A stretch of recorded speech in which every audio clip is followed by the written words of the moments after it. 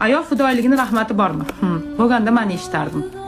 Ayol kishi ro'zg'ori yaxshi qilmasa ham, qo'li shirin bo'lmasa ham, o'ziga qarab yurgan noz karashmali juvonlar rahmat eshitar ekan. Qishloqda bir ayol bor edi. Umri mehnatda o'tgan. 4 bolani katta qilgan, agorodda ishlagan, uyi ishini qilgan, eri boy qilgan. Erini shuncha puli bo'la turib, boyaga ayol biron marta kosmetologga bormagan, salonga chiqib qoshini terdirmagan.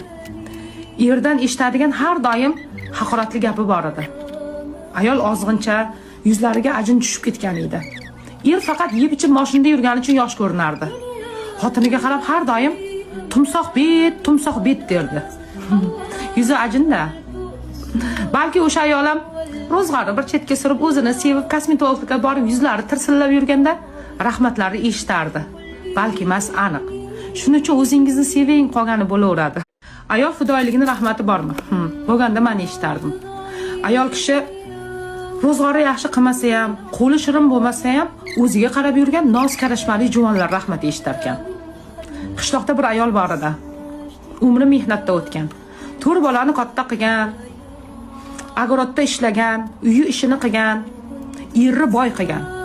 Erini shuncha puli bo'la turib, boyaga ayol biron marta kosmetologga bormagan, salonga chiqib qoshini terdirmagan. Erdan eshitadigan har doim haqoratli gapi bor edi. Ayol ozg'incha, yuzlariga ajin tushib ketgan edi.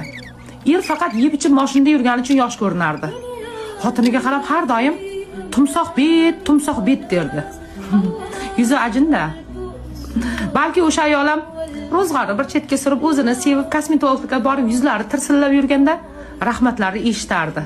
Balki emas, aniq. Shuning uchun o'zingizni seving qolgani bo'laveradi.